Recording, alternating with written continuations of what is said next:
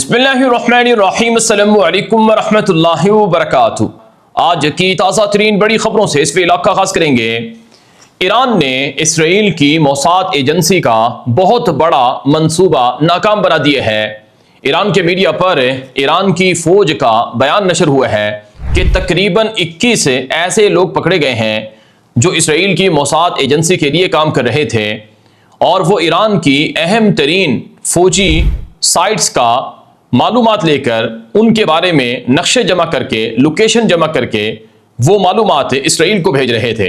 اور اسی طرح سے جو لوگ پکڑے گئے ہیں ان کے پاس سے معلومات ملی ہیں کہ وہ ایران کی اہم شخصیات کے گھروں کی اور ان کی آمد و رفت کی بھی جاسوسی کر رہے تھے۔ اور اس کے علاوہ ایران کا جو ایئر ڈیفنس سسٹم ہے اور ایران کا جو نیوکلیر پروگرام ہے اس سے منسلک بھی وہ جاسوسی کرتے ہوئے پکڑے گئے ہیں۔ 21 ایسے لوگ پکڑے ہیں ایران نے جو کہ اسرائیل کے ایجنٹ تھے، جو کہ اسرائیل کی موساد ایجنسی کے لیے کام کر رہے تھے۔ یہ ایرانی میڈیا پر چیزیں نشر ہوئی ہیں۔ یاد رہے، اسرائیل ایران کے اندر اب تک جتنے بڑے حملے کر چکا ہے وہ سب کے سب انہی ایجنٹوں کے ذریعے سے، جاسوسوں کے ذریعے سے ہوئے ہیں۔ ایران کے سپریم لیڈر علی خامنائی کو، ایران کے دیگر فوجی کمانڈرز اور جرنیلوں کو جو اسرائیل نے بمباری کر کے نشانہ بنایا، وہ دراصل غداروں کی معلومات کے بعد اور جاسوسوں کی مدد کے بعد ہی ممکن ہوا تھا۔ تو ایران کا دعویٰ ہے کہ ہمارے ملک میں جاسوسوں کا گھیرا تنگ کر دیا گیا ہے۔ 30,000 سے زائد جاسوس پکڑے گئے ہیں، جن میں سے کئی کو تو پھانسیاں دی گئی ہیں اور بہت سے مقدمات سے گزر رہے ہیں۔ یہ ایرانی میڈیا کا کلیم ہے۔ دوسری طرف آج کی ایک اور بڑی خبر یہ ہے کہ ایران کی فوج نے اعلان کیا ہے کہ اگر امریکہ نے کوئی چالاکی کی، کوئی ہوشیاری کی یا کوئی حملہ کیا تو ایران کی فوجیں مکمل طور پر تیار ہیں۔ جو مذاکرات ہو رہے ہیں، جو بات چیت یا معاملات چل رہے ہیں، ان سے ہمارا کوئی لینا دینا نہیں ہے۔ ہم اپنے دفاع کے لیے تیار ہیں۔ جب بھی امریکہ دھوکہ دے گا، جب بھی کوئی حملہ کرے گا تو ایرانی فوج کے مطابق ہم جواب دیں گے اور ہم اس پر خاموش نہیں بیٹھیں گے۔ دوسری طرف نظریں کیا، ایران کی جنگ کی آگ سعودی عرب تک جا پہنچی ہے۔ سعودی عرب اور یمن کے درمیان حالات بہت زیادہ خراب ہو چکے ہیں۔ خبر میرے سامنے موجود ہے کہ یمن سے حوثیوں نے سعودی عرب کی اتحادی حکومت کے فوجی کیمپ پر حملہ کر دیا ہے، اور اس حملے میں کئی میزائل استعمال کیے ہیں، اور میزائلوں کے لگنے سے جو سعودی عرب کا اتحادی یمنی حکومتی فوج کا کیمپ تھا وہ تباہ ہوا ہے، اور کئی فوجی زخمی ہوئے ہیں اور کئی فوجیوں کے مارے جانے کی اطلاعات بھی آ رہی ہیں۔ یہ یمن کے حوثیوں کا اپنے مخالف گروہ، یعنی جو سعودی یمنی اتحادی حکومت کا گروہ ہے، اس پر پہلا بڑا حملہ ہے کافی عرصے کے بعد۔ آپ کو پتہ ہے یمن کے اندر دو گروہ ہیں۔ ایک گروہ یمنی حوثیوں کا ہے جسے امریکہ، اسرائیل، یورپ، سعودی عرب اور دیگر ممالک باغی اور دہشت گرد گروہ کہتے ہیں، جبکہ دوسرا گروہ یمنی حکومت کا ہے جو سعودی عرب کی حمایت یافتہ حکومت ہے، عالمی سطح پر تسلیم کی جانے والی یمن کی حکومت ہے۔ یمنی حوثیوں کے پاس آبادی والے زیادہ تر حصے ہیں، جبکہ سعودی بیک اتحادی حکومت کے پاس زیادہ تر زمینی رقبہ ہے۔ اب لڑائی بہت زیادہ بڑھتی ہوئی نظر آ رہی ہے۔ کیونکہ آج بڑی خبر آئی ہے میرے سامنے کہ سعودی عرب نے عالمی باہری فوج مقرر کر لی ہے۔ ایک نئی ایسی عالمی فوج بنائی ہے جو بحر احمر کے لیے، باب المندب کے لیے، خلیج عدن کے لیے اور بحیرہ عرب کے لیے سیکیورٹی کا کام کرے گی۔ سعودی عرب میں 43 ملکوں کا 43 کنٹریز کا اجلاس ہوا، جس میں کئی ممالک نے عملاً تقریباً 14 سے 20 ممالک ہیں جنہوں نے عملاً سعودی عرب کی سربراہی میں بننے والے پہلے نیول فوجی اتحاد میں شمولیت کا اعلان کیا ہے۔ چنانچہ آج کی بڑی خبر ایک یہ بھی ہے کہ سعودی عرب نے جو نئی عالمی فوج بنائی گئی ہے، اس نئی عالمی باہری فوج کا نیا کمانڈر بھی مقرر کر دیا ہے، جس کا نام ایڈمرل عبداللہ الشاہری ہے۔ یہ جو نئے کمانڈر مقرر ہوئے ہیں، انہوں نے سعودی میڈیا سے گفتگو کرتے ہوئے کہا کہ ہمارا کام ہے کہ باب المندب میں، بحر احمر میں، خلیج عدن میں ہم جہازوں پر حملوں کو رکوائیں، اور جہازوں کے اوپر ڈرون اٹیک کرنا یا سمندری ڈرون سے حملہ کرنا یا بارودی سرنگ بچھا کر جہازوں کو تباہ کرنا یا جہازوں پر قبضہ کرنا، ان سب چیزوں کے لیے یہ فوج کام کرے گی۔ اب ابتدائی طور پر 14 ممالک کے نام سامنے آئے تھے، جس میں پاکستان کی بحریہ کا نام بھی ہے اور دیگر ممالک کی بحریہ بھی ہے۔ تو اس کا ہیڈ کوارٹر سعودی عرب کے اندر ہوگا۔ یہ پہلی عالمی نیول فورس ہے جس کا مقصد ہے بحر احمر، خلیج عدن، باب المندب اور بحیرہ عرب میں جہازوں پر حملوں کو رکوانا۔ بنیادی طور پر یہ جو نئی عالمی فوج بنائی گئی ہے، یہ یمنی حوثیوں کے سعودی عرب پر حملوں کے بعد وجود میں آئی ہے۔ یمنی حوثیوں نے سعودی عرب کا باہری محاصرہ کر رکھا ہے، اور جو بھی سعودی عرب کا جہاز بحر احمر سے گزرتا ہے یمنی حوثی اس پر میزائل مار دیتے ہیں، اور یمنی حوثی کہتے ہیں کہ چونکہ سعودی عرب نے ہمارا محاصرہ کر رکھا ہے اس لیے ہم نے سعودی عرب کا باہری محاصرہ کیا ہے۔ اب تک سعودی عرب کے کوئی 5 سے 8 جہاز یمنی حوثیوں نے میزائلوں کے ذریعے سے بحر احمر میں نشانہ بنائے ہیں، اور یمنی حوثیوں نے سعودی عرب کی بندرگاہوں کی طرف آنے والے مزید جہازوں کو بھی دھمکیاں دے رکھی ہیں۔ تو اب سعودی عرب کے فوجی اتحاد کی طرف سے یہ اعلان کیا گیا ہے کہ اب ہم یمنی حوثیوں سے لڑیں گے اور عالمی قوانین کے مطابق کام کریں گے، کسی ملک کو عالمی باہری راستوں پر حملہ آور ہونے نہیں دیں گے، اور نہ ہی کسی تنظیم کو حملہ آور ہونے دیں گے۔ یہ سعودی عرب کی طرف سے بننے والے نئے باہری فوجی اتحاد کا اعلان ہے۔ دوسری طرف ناظرین کیا ترک وزیر خارجہ حاکان فیدان کی سٹیٹمنٹس میرے سامنے موجود ہیں۔ ترک وزیر خارجہ حاکان فیدان نے کہا ہے اپنے تازہ ترین میڈیا ٹاک کے اندر کہ مشرق وسطیٰ میں اسرائیل امن کا بنیادی طور پر دشمن ہے۔ مشرق وسطیٰ کے اندر جو صورتحال خراب ہے اس کا ذمہ دار اسرائیل ہے، کیونکہ اسرائیل نے جان بوجھ کر امن کی جتنی کوششیں ہیں ان کو مسترد کر دیا ہے، اور اسرائیل ایران کے ساتھ جنگ کو دوبارہ بھڑکانا چاہتا ہے۔ ہم نے امریکہ سے بات کی ہے اور ہم نے یورپی ممالک سے بات کی ہے کہ اسرائیل کو لگام ڈالی جائے۔ اب اسرائیل جان بوجھ کر ایران کے ساتھ امن معاہدے کو سبوتاژ کر رہا ہے تاکہ پورے خطے کو ایران کی جنگ کی آگ میں دھکیل دے۔ ترک وزیر خارجہ نے یہ بھی کہا کہ اسرائیل شام میں، غزہ میں اور اسی طرح سے ویسٹ بینک میں اور دیگر جگہوں میں اپنے حملے جاری رکھے ہوئے ہیں، اور اسرائیل کی جو سیاست ہے اس کا مدعا اور اس کا جو نظریہ ہے وہ یہ ہے کہ افراتفری ہو، انتشار ہو، لڑائی ہو، اور پھر لڑائی کے ذریعے سے اسرائیل اپنے آپ کو وسعت دے سکے۔ ایک ایسے خواب کے پیچھے اسرائیل بھاگ رہا ہے جس میں مشرق وسطیٰ کے امن کو داؤ پر لگایا گیا ہے، یعنی گریٹر اسرائیل بنانا۔ ترک وزیر خارجہ حاکان فیدان نے کہا کہ ہم شام کی سیکیورٹی، غزہ کی سیکیورٹی، ویسٹ بینک اور لبنان کی سیکیورٹی کے لیے بھرپور کردار ادا کر رہے ہیں۔ عالمی برادری اسرائیل کو لگام ڈالے، جو لبنان پر حملے کر رہی ہے، یعنی جو لبنان پر اسرائیل حملے کر رہا ہے اس کو رکوائے، غزہ، فلسطین، ویسٹ بینک پر بھی حملے رکوائے، اور غزہ میں جتنے فلسطینی گروہ تھے انہوں نے اپنے وعدے پورے کیے ہیں، انہوں نے غزہ میں جو ٹرمپ کی طرف سے بنایا گیا بورڈ آف پیس ہے اس کی شرائط مانی ہے، ان کے ساتھ معاہدے بھی کیے ہیں اور وعدے بھی کیے ہیں اور معاملات پر عمل بھی کیا ہے، لیکن اسرائیل عمل نہیں کر رہا ہے۔ اسرائیل اصل فساد کی جڑ ہے اور اسرائیل بنیادی رکاوٹ ہے، لہٰذا اسرائیل کو روکنا ہوگا ورنہ پورا خطہ جل جائے گا اسرائیل کی وجہ سے۔ یہ ناظرین کرام ترک وزیر خارجہ حاکان فیدان کی میڈیا کے سامنے جو گفتگو تھی اس کا میں نے خلاصہ آپ کو بتایا ہے۔ شام اور ترکی کے درمیان تعلقات کافی بڑھ رہے ہیں۔ تازہ اطلاعات کے مطابق شامی وزیر خارجہ اسعد حسن شیبانی کا دورہ ترکی سامنے آیا ہے جس میں مزید تعلقات کو انہینس کرنے کا اعلان کیا گیا ہے۔ اس کے علاوہ یہ بھی اطلاعات آ رہی ہیں کہ شام کی فوج کو ترکی فوج ٹریننگ دے رہی ہے، جو شام کے فوجی کمانڈرز ہیں وہ مسلسل ترکی کا وزٹ کر رہے ہیں، اور اطلاعات یہ آ رہی ہیں کہ شام کی فوج کو بہت زیادہ ایڈوانس کر دیا گیا ہے، اور ترکی کی فوج کے پاس جو ہتھیار ہیں، اکوپمنٹ ہیں، میزائلز یا ٹینک یا ڈرونز ہیں یا جتنی جنگی ٹیکنیکس ہیں وہ شامی فوج کو سکھا دی گئی ہیں۔ اس حوالے سے باقاعدہ فوٹیجز اور ویڈیوز بھی سامنے آ رہی ہیں مشترکہ ٹریننگ کی۔ اور آج کی ایک اور بڑی دلچسپ خبر میرے سامنے موجود ہے، وہ یہ ہے کہ جو قطر ہے اس نے شام سے رابطہ کیا ہے۔ شام کے وزیر دفاع ہے، شام کا وزیر دفاع ہے مرہف ابو کسرا، ان کا رابطہ ہوتا ہے قطر کے وزارت دفاع کے اہم ترین عہدیدار سے۔ قطر شام کے اندر بھاری سرمایہ کاری کر رہا ہے، اور قطر شام کے لوگوں کو، ملازمین کو تنخواہیں بھی سالانہ ادا کر رہا ہے، اور قطر سعودی عرب کی طرح شام کو ریبلڈ کرنے میں بھی پیسہ لگا رہا ہے۔ تو اطلاعات یہ ہیں کہ قطر کو حالیہ جنگ کی وجہ سے خطرات کا سامنا ہے، کیونکہ یہ جو جنگ ہے ایران کی اسرائیل کے ساتھ، اور ایران اور امریکہ کی جو لڑائی ہے یہ عارضی طور پر معطل ضرور ہے، مذاکرات ہو رہے ہیں، معاملات چل رہے ہیں، لیکن اسرائیل یہ کہتا ہے کہ یہ لڑائی اتنی بڑی لڑائی ہے کہ اس لڑائی کے بعد پورا مشرق وسطیٰ بدل جائے گا۔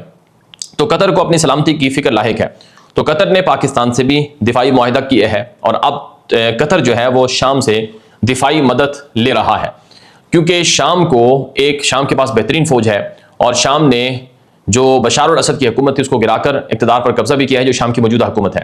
تو قطر کی شامی حکومت کے ساتھ جو دفاعی معاملات ہیں وہ آگے بڑھ رہے ہیں، اور بتایا جاتا ہے کہ کویت اور سعودی عرب نے شامی فوج سے اسی سلسلے میں مدد مانگی ہے۔ یہاں پر ایک اور بڑی خبر ہے کہ پاکستان کی حکومتی قیادت نے دورہ کیا ہے سعودی عرب کا۔ پاکستان کے وزیر اعظم اور پاکستان کے آرمی چیف کا دورہ سعودی عرب سامنے آ رہا ہے۔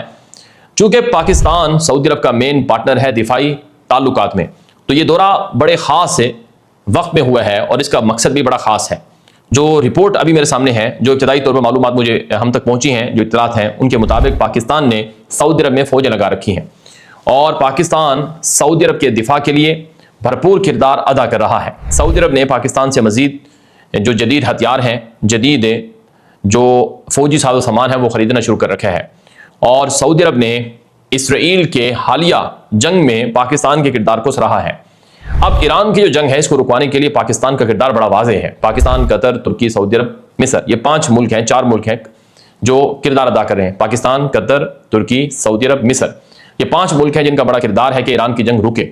تو اب ایک بڑا سوال میڈیا پر ضرور کیا جا رہا ہے کہ کیا پاکستان سعودی عرب کے ساتھ مل کر یمن میں حوثیوں کے خلاف جنگ میں حصہ بننے جا رہا ہے، اور کیا پاکستان سعودی عرب اور ایران کی جو لڑائی ہے آمنے سامنے، اس کو رکوانے جا رہا ہے یا اس میں کسی ایک فریق کا ساتھ دینے جا رہا ہے؟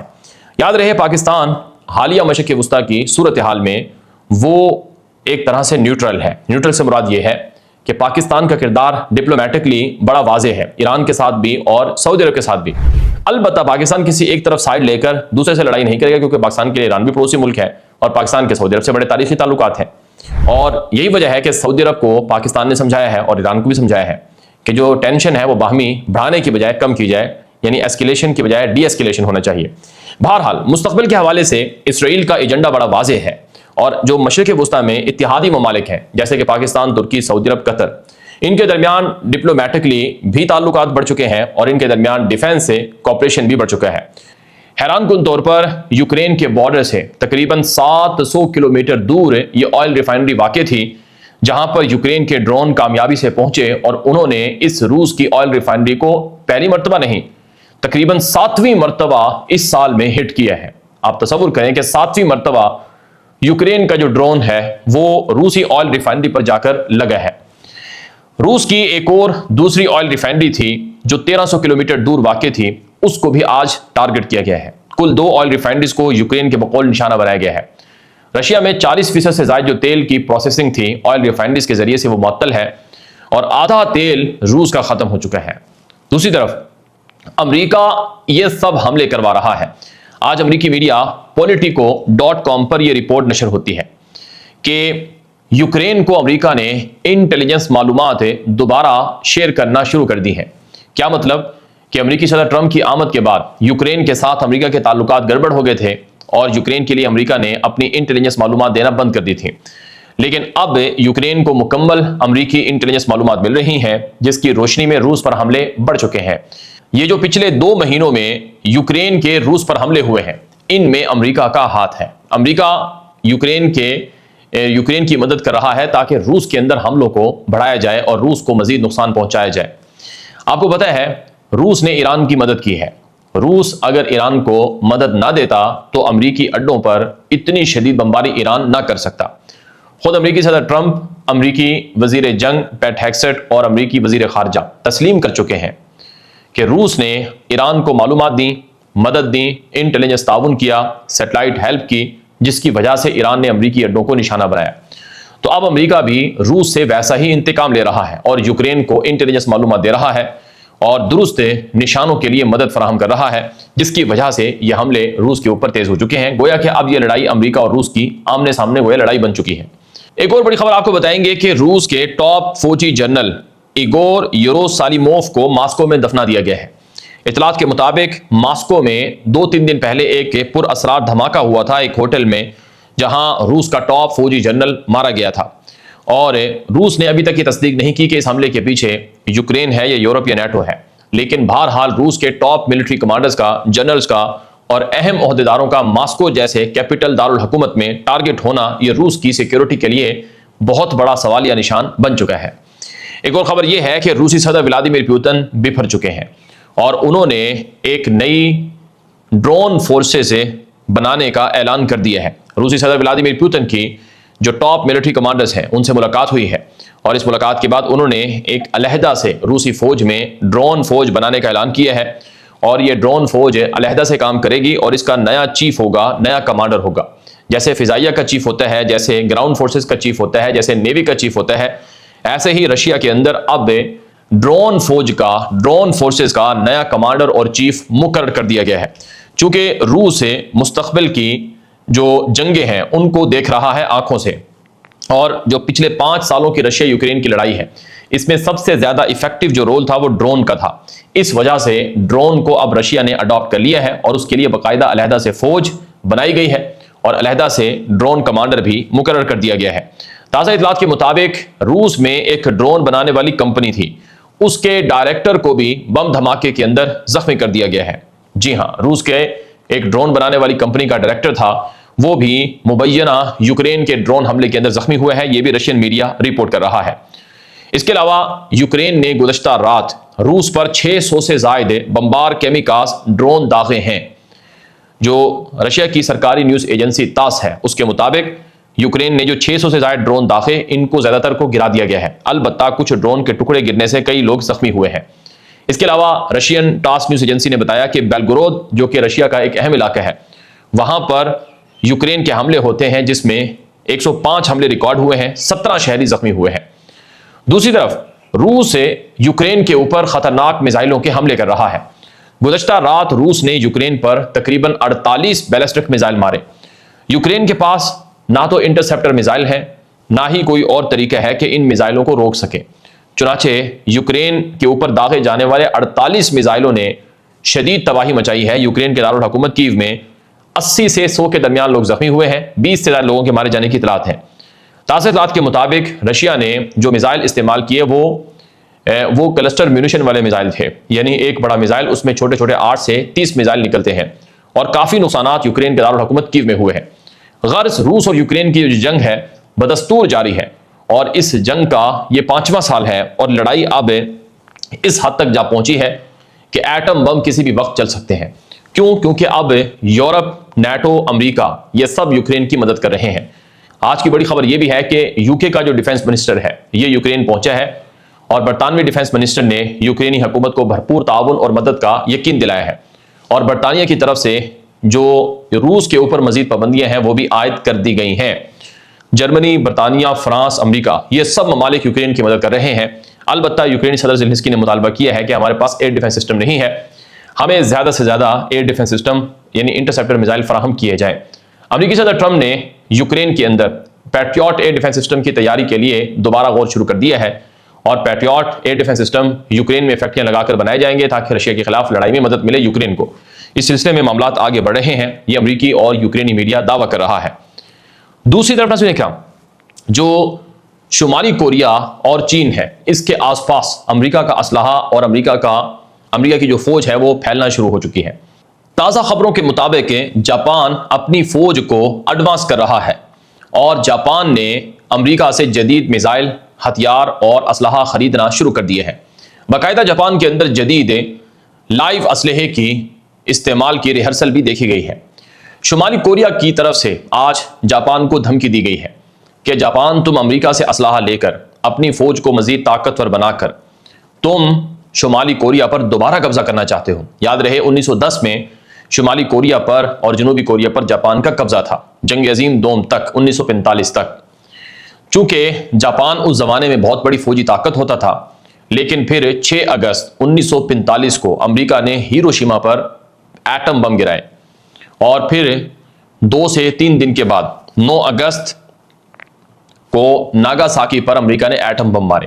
جاپان کے 2 بڑے شہروں پر ہیروشیما اور ناگاساکی پر جو ایٹم بم مارے اس کی یاد آج منائی جا رہی ہے۔ چونکہ آج بھی 6 اگست ہے تو 1945 سے لے کر اب تک کتنے سال گزر گئے ہیں جاپان ہیروشیما ناگاساکی پر ایٹم بم گرائے ہوئے، لیکن اتنے عرصے میں جاپان نے اپنی فوج کو ریبلڈ نہیں کیا اور اسلحہ چھوڑ دیا، ہتھیار چھوڑ دیے۔ لیکن اب جاپان کی حکومت اپنے آپ کو مسلح کر رہی ہے۔